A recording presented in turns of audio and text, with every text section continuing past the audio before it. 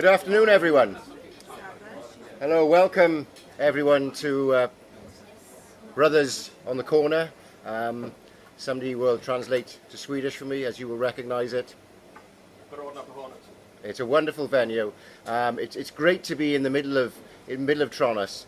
This is the second event in the Tranås at the Fringe Festival, and it's really lovely to see so many people who were involved in the earlier event this morning in the guerrilla poetry back here coming together. I really feel like we're establishing during these weeks a great community in Tranås who engage fully in these events, and it's wonderful to see.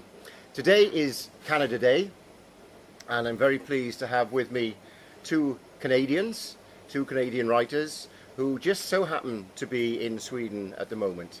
The event will be conducted in English, but if you put your earphones on, Hannah will do a simultaneous translation into Swedish for the entire event. There are some new friends here today gathered. Mona I only met this morning, and Mona spent a year in Canada, and so was very interested to... Sorry? 1 year in Canada. Hey. So. Okay. I remember that the house where I lived, Mississauga, wow. That's the real Canadian experience there. Yeah. So we've got some shared experience already. I'm going to let these guys talk about why they're here, talk about their writing, and hopefully they'll both read a little bit to us and share some of that. But we don't know where to start, so in a very traditional Canadian way, well, it's traditional to me, we are going to decide who starts with the flip of a Canadian coin. So I have to explain what this coin is called a toonie. It's worth $2 Canadian. And that's because when they eliminated the paper dollar bill, they came out with a coin that had a picture of a bird called a loon on it. So that coin became called the loonie. And then when they came up with the $2 coin, of course it became the toonie. There's no bird on this. It's a polar bear. And we don't call polar bears toonies or anything.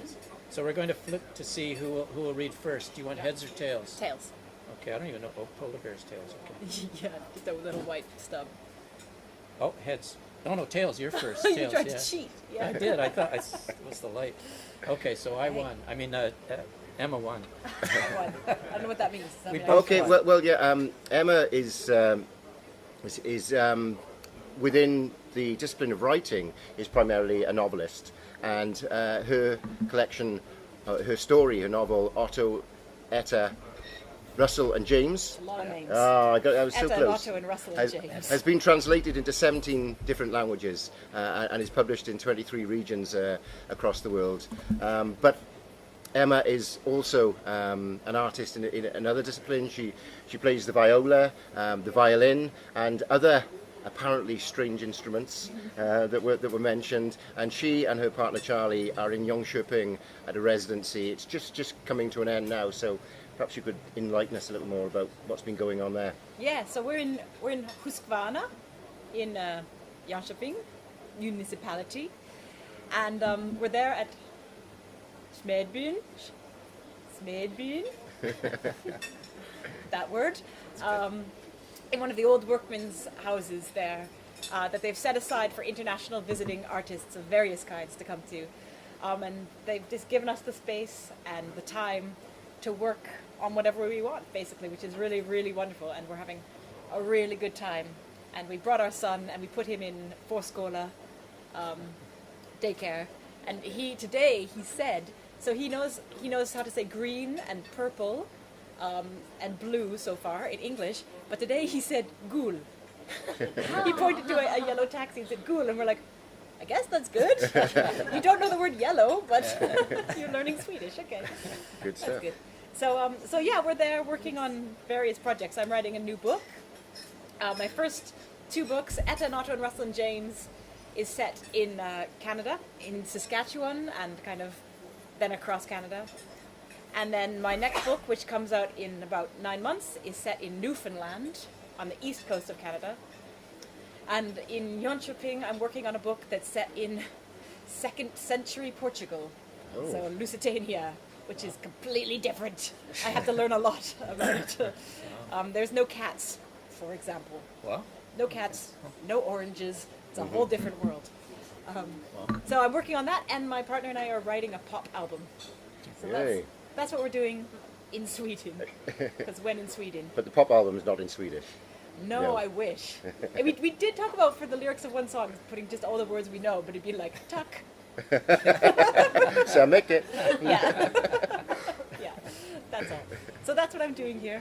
Cool.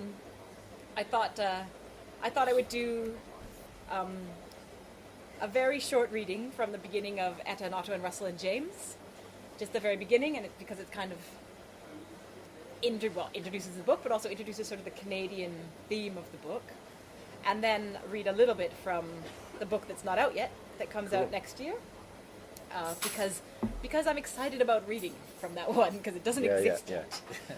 And it's also a sort of Canadian theme passage. So, from the very beginning of the book.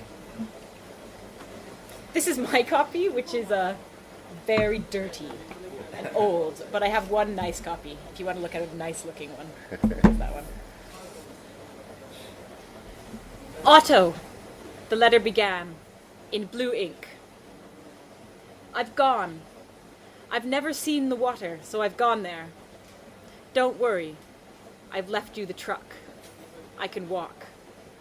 I will try to remember to come back. Yours, Etta. Underneath the letter, she left a pile of recipe cards, also in blue ink. After a while, Otto stood and went to get their globe. It had a light in the middle, on the inside, that shone through the latitude and longitude lines. He turned it on and turned off all the regular kitchen lights. He put it on the far side of the table, away from the letters and the cards. He traced a path with his finger. Halifax. If Etta walked east, she would have 3,323 kilometers to go. If she went west to Vancouver, 1,201 kilometers.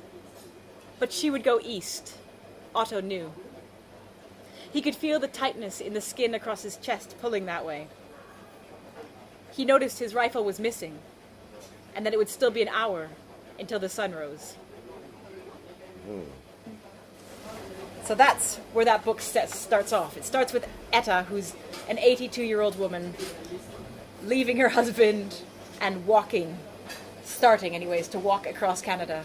And of course it's explained why in the book and everything else. So that's that sort of Canadian topic. And then the next book, which will be called A Long Sound, a Low Sound, is where this is from. And it starts out like it's not about Canada, but it is. Don't worry. Once upon a time in Ireland, there were a lot of snakes. Loads and loads of them. So many snakes. Poisonous and non-poisonous. Some squeezers too. All kinds. All the snakes. People would want to make a cake and open up the flour jar and there'd be a white snake inside, hissing clouds of flour. Or they'd want to go to a dance and they'd get out their dancing shoes and find small green coils of snake inside each one, with smaller greener coils at the tip for each toe. They'd reach out for their husbands or their wives in the night in their beds and would find a thick black snake sleeping between them. It got so that you couldn't walk in the streets, couldn't open your door for all the snakes. And the whole time, there was a steady hissing sound that grew. In the background at first, and then louder and louder every day. Though nobody could tell on which day it went from quiet to medium, or from medium to loud. And then, one night, Patrick, who up until then wasn't doing much of anything, but trying and finding it impossible to sleep, every night more and more from the hissing and from the dream he had of a pale gray snake wrapping itself around and around his arms and legs. A dream he wasn't sure was a dream at all. One night, when he was just too tired, too heavy with it, near dead with it, one night he moved to the center of the very central Irish town, right in the very middle of the country. He stepped over and between and through snakes to the central square, where, pulling himself up on a platform, he cupped his hands around his mouth, as was custom then, to amplify announcing, and announced, "Since no one else is doing anything about it, I'm going to get rid of all these snakes myself. Damn it. Listen," he announced. "All you snakes, listen." But because snakes don't have ears, they didn't understand him. They just kept slithering and coiling and hissing and squeezing. And this made Patrick pretty angry, because it's rude not to listen when someone's addressing you directly, and even more so if they're announcing. And anyway, he was probably drunk. So, in his anger, he stomped his feet on the platform as hard as he could and made a quite loud, low, banging sound. Now, snakes don't have ears, and they can't hear words and things like we can, like Patrick had hoped. But they can feel vibrations, and they hear like that instead, like the way you feel in your ribs when you play a low C on your accordion. So, when Patrick stomped on the platform, it vibrated out through the wood like through the body of a cello and made a long and low vibration that the snakes could hear, clear as can be. Clear and terrifying, like something horribly huge must be coming. So all the snakes all around the country started out of their holes and cracks and boots and doorways and cupboards and bread boxes and trousers and began slithering away from the platform and the noise as fast as they could. Patrick saw this and stomped again. And more snakes, even further away, heard and slithered away. By this point, people who lived nearby had come out to hear what was happening and saw what was going on and got up on the platform, and with Patrick all jumped together, scaring more of the snakes, who kept moving away from the noise in the center of the central town in waves. The more people, the more waves, and they jumped more and more, and they scared the snakes out and away like the ripples from a rock tossed in water. Until finally, in great groups, slithering over and around and across each other, the snakes hit the shore and, terrified, plunged into the water, some of them sliding across rock beaches, some of them careening off high, white cliffs. This went on until, just as day was breaking on the morning after Patrick had arrived at the platform, the very last snake, a small, yellow boot snake who was blind in one eye, slid across a hot, flat surface of grey beach stone into the cold water. And then they were all gone. All the snakes in Ireland. Gone. At which point, everyone sat down on the platform, exhausted, their legs shaking from a whole night of stomping. Because they were so tired, no one talked. They just all listened and heard, for the first time in years, in whole lifetimes, silence. No hissing at all. Nothing. "How do you know this?" asked Finn. "I was there," said Mrs. Callahan. "You were?" "Oh, yes. That's why I left." "Because of the snakes?" "Because the snakes were gone. And I wasn't the only one. Lots of us did. Many people, most people were glad the snakes were gone and stayed and went about their business. But some people, a good number of people really, couldn't stand the quiet, the new quiet without the snakes. So we all set off in boats. So we followed them. And what happened to them? The snakes? Yes, the snakes. Did they all die? Drowned? Oh no. Snakes can swim just fine. They swam and swam and swam away from the island, away from Ireland. They swam for miles and miles and weeks, making their way across the ocean. And because they were swimming for so long and so far, little by little, they became less like snakes and more like fish, growing fins so they could go faster, and gills so they wouldn't have to come up for air. The salt water drew itself into their skin and the colors out until they were almost the same shining silver as the water itself. They swam and swam and swam in swarms until they reached the coast of Newfoundland, Canada. But by this point, they turned completely to fish and couldn't climb back onto the land again. Wow. Thank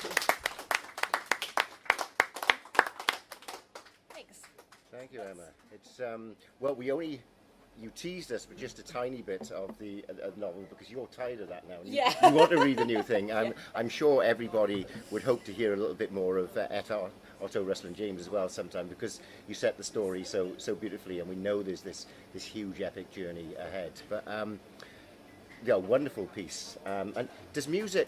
I mean, there's clearly music in that. Is music going to feature largely in the new novel? In the novels? Yeah, well, music does feature more prominently in this one, in the fish novel, as we call it, Yeah. a long sound, a low sound. Because it's sort of about the Newfoundland heritage, and part of their heritage is a lot of folk music, which I went to a midsummer festival in Öland, and I saw all the violinists playing their tunes, and it was very similar actually to the fiddle music of Canada, of Eastern Canada, which features in this book. So I found that really interesting. So yeah, there's a lot of music and musician, and kind of the idea of music as a way of passing on your heritage through generations, and kind of, because when you pass on a folk song, it changes a little bit every time, and so do the stories you tell, like this story.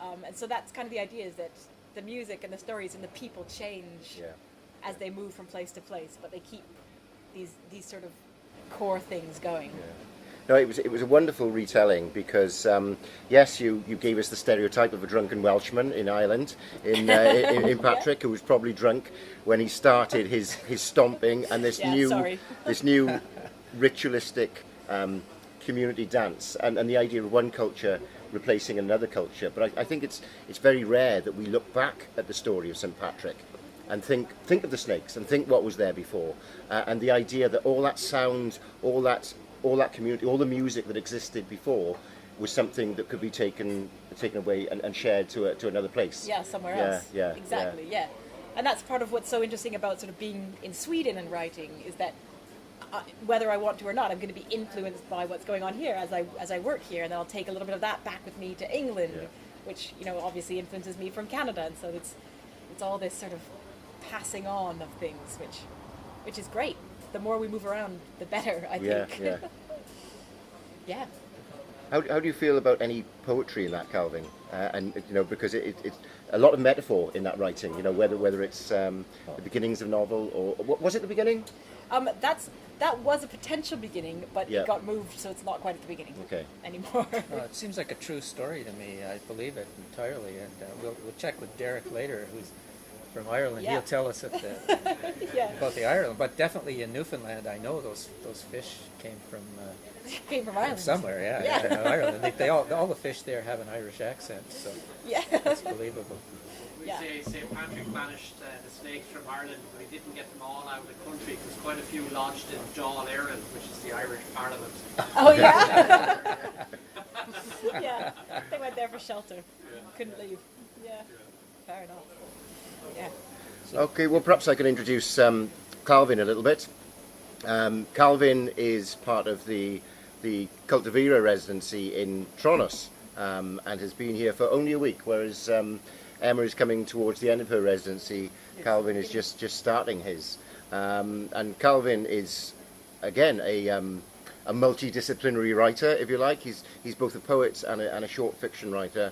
The collections that come to mind to me, and not simply because they're on the table in front of me, is the Song Collides, which is a collection of poetry, and some of those feature in other pamphlets because Calvin is very, very prolific as a writer, and the visualization of chemistry is another that we've been dipping into as a small community over the last couple of weeks. And 3 Songs for Hank Williams is a collection of short fiction. So we have both short fiction and poetry here.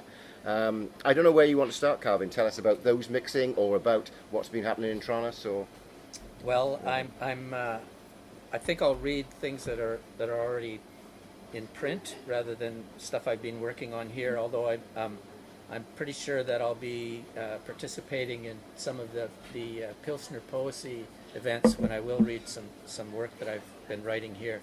But definitely, Emma, as you were saying, like the stuff that I'm writing here, some of it is things that I began before I came here, but there's still an influence of Tranås that started to come into even those pieces. For example, I hurt my finger a while ago, and I've got a poem started called the Finger Poem, and there are some things that are coming into that poem that didn't occur until I was here. So I absolutely agree that you can't. I don't think you can be in a place, particularly a place like Tranås, with really great people. And some of them I've met before. You can't help but be affected by being in a place like this, I feel. And so it's gonna sort of start to be absorbed into your writing as well as into your person. So I'm going to read. First thing I'm going to read is a very short piece of fiction. So the challenge with this piece, there in this collection, 3 songs by Hank Williams. There are 3 stories that are each 500 words, and that was the challenge, to write a piece of fiction that's no more than 500 words. So the only thing I think you need to know about this is the RCMP means the Royal Canadian Mounted Police. They're the sort of the national police force. So different communities have their own police force, but there's a kind of an overarching federal police force, and they can be good or bad depending on your perspective or which people you encounter. But it's not a big deal. They just that it'll be mentioned in here, and the places are set in South Central British Columbia. I live in Vancouver, and I have lived in the area that this takes place in. So this is called Bisecting Mirror. I was drinking a long espresso in the Vienna Cafe when Roth brought me the news. Roth was a photographer, my closest friend at the time. He was going through a period of taking close-up portraits of everyone he knew. The day before, he'd shown me a trick he did with the prints. "Watch this," he'd said.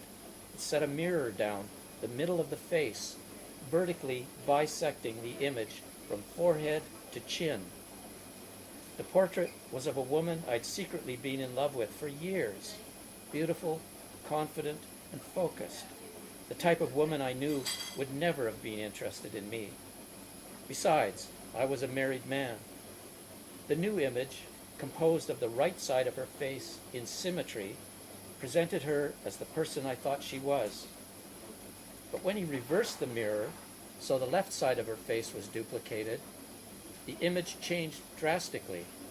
Suddenly, here was an almost timid-looking woman, someone who appeared to be harboring a secret fear. I wondered what he'd seen when he tried this procedure on my picture, but I didn't ask. Anyway, I was staring into my coffee, listening to Coleman Hawkins and Ben Webster playing La Rosita, when Roth sat down across from me, those throaty tenor saxes drifting me into a 40s film noir landscape. "Don't count on Dr. Dave for any more paychecks," he said, excitement flashing in his eyes. "The RCMP hauled him out of his house in handcuffs last night." Burroughs is a dentist, but Roth always calls him Dr. Dave. I'd been working for him 2 weeks, helping build a horse barn on his property. His girls were into horses, and he usually gave them whatever they wanted. But I hadn't been paid yet, and was banking on about 6 more weeks' work there. "Apparently, he's got another family up in Kamloops," Roth continued. "A wife and a baby. I told you he was an asshole." "Judge not," I said, squaring up a small pile of crumbs on the tabletop. The music moved on to Joe Lovano doing "Love is a Many-Splendored Thing." I remembered the way Burroughs had often complained about how hard it was to meet expenses. I'd thought he was just a cheapskate. "He seemed to be around here an awful lot," I said.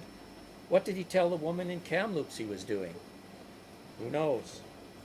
Man, it never would have occurred to me. Roth laughed. "Hugh didn't see his portrait," he said. At the time, I didn't realize he'd missed my meaning.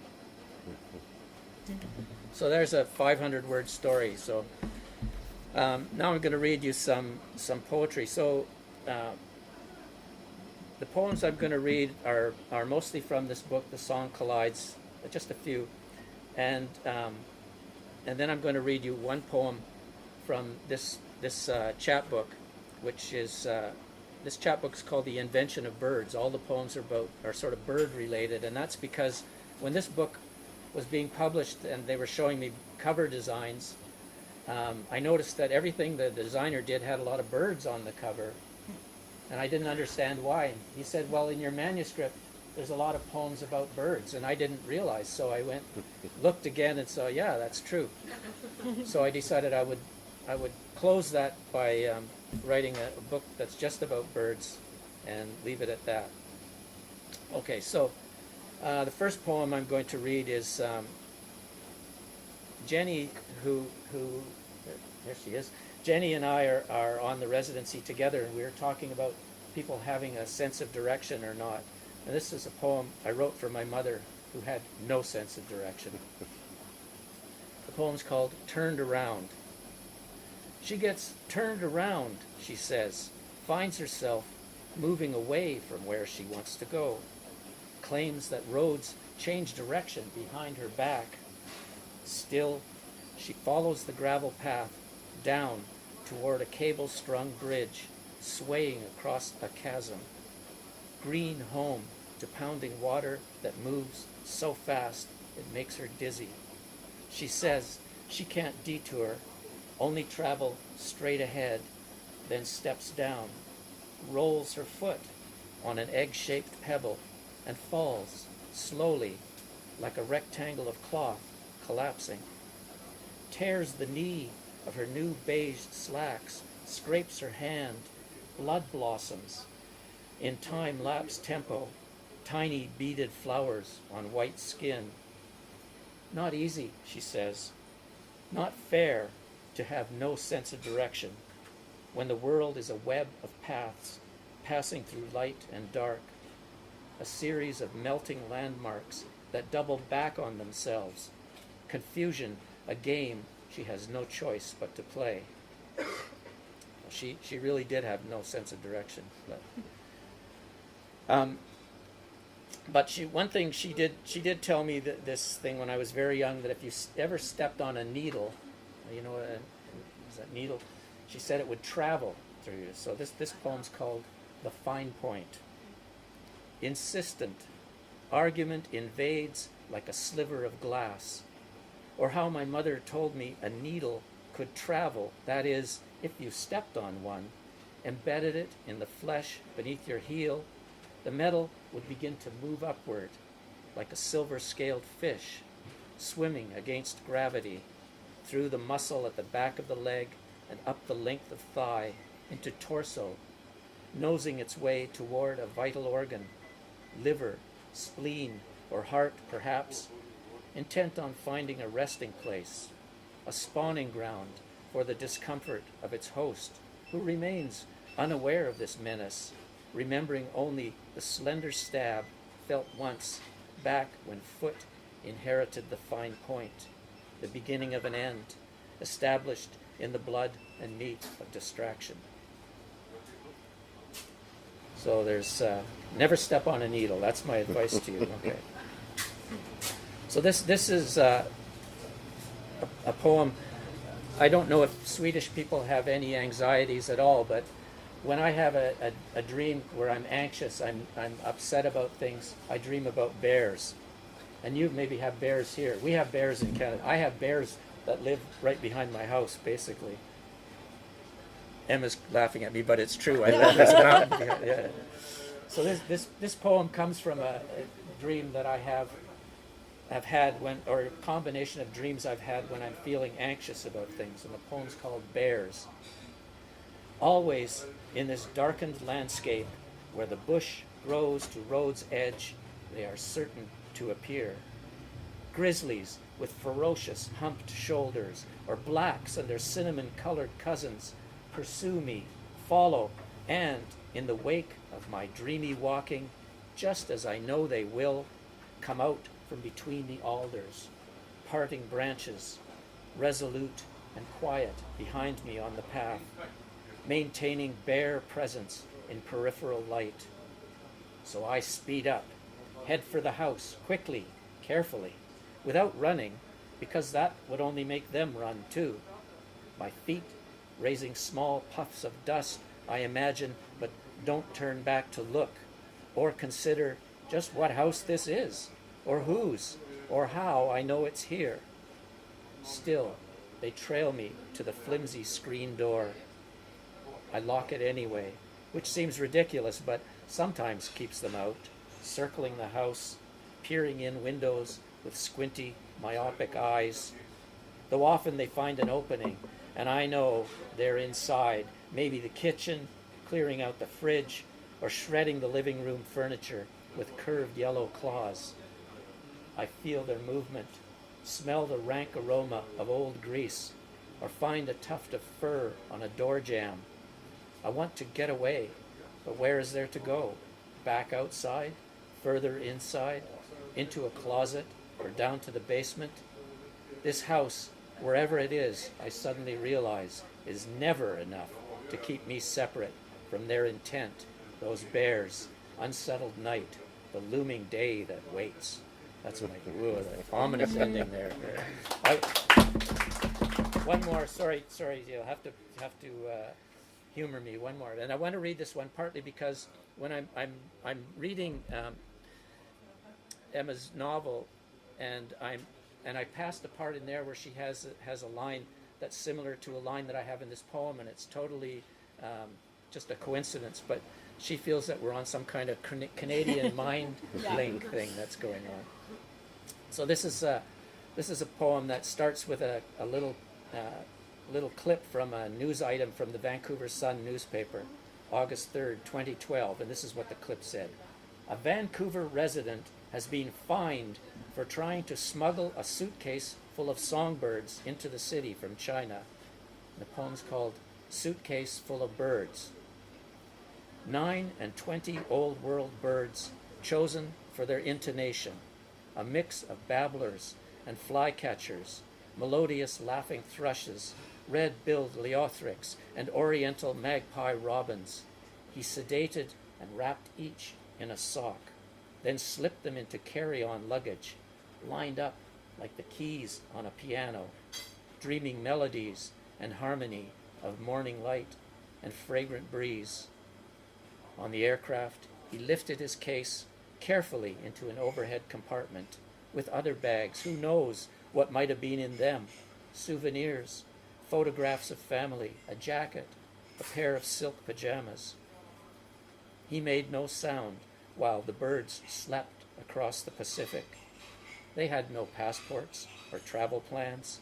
Flying without flying, the irony not available to them until the bag was opened and they began to sing. Thank you. Well, I guess it's not going to be a difficult question to ask anybody. What do you think was the line that has some commonality, flying without lying? But I'm going to pass it back to Emma. I mean, you guys are obviously talking about that line. How does that feature, or the similarity in your piece? I mean, in that poem, that's sort of a beautiful summation and sort of nub of a metaphor for the poem, whereas it's a bit more of a passing line, I'd say, in my book. But I noticed it right away when I read it. But you noticed it, I wanted to call you right away. Yeah, there's a character who's basically, these characters grow up in the middle of landlocked Saskatchewan, which is in the very middle of Canada. There's no water for like 1 billion miles, and that's just where they've been. And then when Otto goes over to fight in the war, he gets on a train for the first time. I think it's Otto, and so the whole experience is new. But being on a train and moving without having to use his own bodily power to move is a new thing, or you know, at least an animal. Yeah. So he's moving without moving on the train, and that's magical. Yeah. And so that's the connection there. Yeah, okay. My line was flying without flying. Yeah, absolutely. Yeah. And I love the. For me, there was a connection between the way you organised your little set there. There was a connection between your short story and the first of your poems, Turning Round. Where I love the idea that the mirror shows, the reflection in the mirror shows not a similarity. It shows not the same reflection, but it shows that difference in personalities, and not even just a reverse, like not just a mirror image, but the difference, the split, the duality in characters. And I got a sense of that in the first poem as well, you know, that you want to go in one direction, but you end up going in exactly the opposite direction in which you want to go before you have to you turn around again. You're very familiar, probably more familiar than even Emma at the moment, with Etta, Otto, Russell and James. But if you were to put Emma I highly recommend it, by the way. Yeah. If you were to put Emma on the spot now and to send her searching through the pages for something, is there, because I'd love to hear another little piece of the novel, because what you read was very short and was perfect at the beginning. Is there any way you'd send Emma to find something for us? I That think is on the spot. no, that's good. I'm thinking there's lots of places. I would like to hear you read a little bit of Etta on the Move with James, because Etta that's with going to be James. interesting also to people, who James is. Peter knows. He's reading because you're reading the novel too. So. Yeah, it's nice to know that there are already exchanges, or there's already connections made between Tranås and Jönköping, and hopefully the experience of having Emma and Calvin here together makes those connections further within the region, because we have somebody who's very important within the region and was there at Emma's performance the other evening. You were there for Emma's performance, so yeah, hopefully we can make some more ties between the two residencies as we move forward. So I think I know what I'm looking for. I think I know where I'll go, but while I look for it, I have a question. Good. Because we're both Canadian writers outside of Canada. I wonder how much of your writing self and the way you craft your persona as a writer, do you think of yourself as a sort of Canadian poet, or are you just a poet? How much does being Canadian play into what you do? No, I don't think of myself as particularly a Canadian poet. I don't know what a Canadian poet is. I think I'm just. I think everybody's unique in a lot of ways. I doubt that you put a bunch of people in a room and say, oh, all these people are peanut butter poets. They all eat peanut butter. They write about peanut butter. They live with peanut butter. They help invent things with peanut butter. But if you looked at each one of their writing, it wouldn't be exactly the same. So I think that I don't think there's any. I know that some people try to talk about, there's the Welsh writing persona, or there's the this or that, but I don't believe in it personally. Mm-hmm. But I was talking to Derek today, and you can't ask me even what's my favorite anything, because I can't tell you the answer to that. Yeah. You won't be pinned down. No. Well, I can't. Tough. I It's can't tough. choose. Yeah. Yeah. It's tough. Yeah. It's a good answer. Well, thanks. Good. Yeah. I agree. Well, I definitely find that when you're outside of where you're from, you get more. You end up sort of being more the Canadian writer, or I guess because my book was translated into other languages and other countries apart from Canada. When I would go to an event in Finland, we'd talk a lot about the Canadianness of the book, and when I would go to an event in Toronto, we wouldn't. And I found that I found that interesting, and I found a passage. Okay, good. Okay, so obviously the book stars Etta and Otto and Russell and James, and this is the introduction of James. Etta's been walking. She's been walking for about a month, maybe. She's been walking for a while. When Etta woke the next morning, there was a coyote licking and licking and licking her feet. Do you know what a coyote is? Yeah. Okay, good. In the States, sometimes they say coyote. Or coyote. Or coyote. Yeah. There's a coyote licking and licking and licking her feet. Hello, said Etta, not sitting up, not wanting to disturb things. Are you helping me or eating me? The coyote looked at her. Amber eyes. Dog's eyes. Thank you, said Etta. Either way. The coyote stayed by her while she got up. It followed her as she started walking, carefully, slowly, in bare feet. It followed her like this for hours. It followed her to the outskirts of a town, and then into the town, and then along the sidewalk, moving carefully around the broken glass and gum to downtown, into a sports shop. No dogs in the shop, said a worker, standing beside racks and racks of white shoes. It's not mine, said Etta, but it came in with you. I know, but it's not mine. Well, said the worker. Well, said Etta. The worker moved towards it. Go! Get out! Go! The coyote stayed. It lifted its top lip. It showed yellow-white teeth. The worker stepped back. "Madam," he said. "He's not mine," said Etta. So the coyote stayed and watched while Etta looked at rows and rows of sneakers, all of which were white, until she bought a pair. Stepping in them was like stepping on fresh moss. The coyote followed her out of the shop, along the sidewalk, through the outskirts and back into the fields. "Well," said Etta, "I don't know if you're wanting me as a pet or to eat me when I sleep, but as you're here, we might as well give you a name." The coyote stayed 2 steps behind her. She could hear it, even when she couldn't see it. "We'll call you James," she said. They both kept walking. That night, James did not eat Etta, just slept a little bit away from her. The next morning, he ate a gopher, while Etta ate mayonnaise on crackers. When they were both done, they started walking again. East, always east. "Come along, James," said Etta. "Yes, yes, coming," said James. "Will you be joining me for the entire journey?" "We'll see."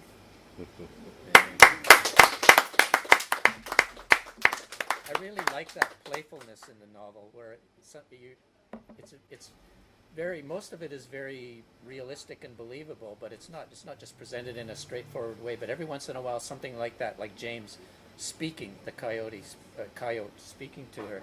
You say coyote. I used to say coyote. I'm trying to train myself to say coyote because that's the thing that most people are saying these days. It depends on where you live. It's like I guess, very narrow yeah. bands. Like throughout Canada, there's differences. Yeah. It's very different. But it is, I think more Americans say coyote than coyote. Yeah, they do. I don't think very many people say coyote. I did an event with Mariella Froskup, who's a British BBC personality, quite a, well, not famous, but quite well known and quite veteran in the BBC scene. And there's a passage where she asked me a question about James, about coyotes, and she couldn't pronounce the word coyote. She couldn't get her mouth around it, and they had to cut it in the end. They didn't use it. They're like, no, we can't have Mariella Froskup not being able to pronounce a word. So they didn't use that one. Well, I think that's a lovely way. I think it was great to frame the event with your readings, and that was a great way. That little nugget about the difference in Canada between the pronunciation of one word. So, if anybody has any questions that they'd like to ask our guests, it's quite a small gathering. Can I ask, if you have a question, kind of direct it at the audience so they can hear the question? Well, before we respond, we'll be able to hear from the table if anybody has anything they'd like to add. And if you don't, or if you're too shy, you can always come and ask us later. Yeah, we're not going to rush away. That was just kind of a perfectly rounded hour, to be honest. And I've enjoyed it. Thank you both. I hope everybody else has. And I think the whole day has started and continues to be a very, very informal gathering of like-minded people. So long may that continue into the afternoon. Yeah. Thank you both. Thanks very much, Don. Yeah. Hey. Thank you.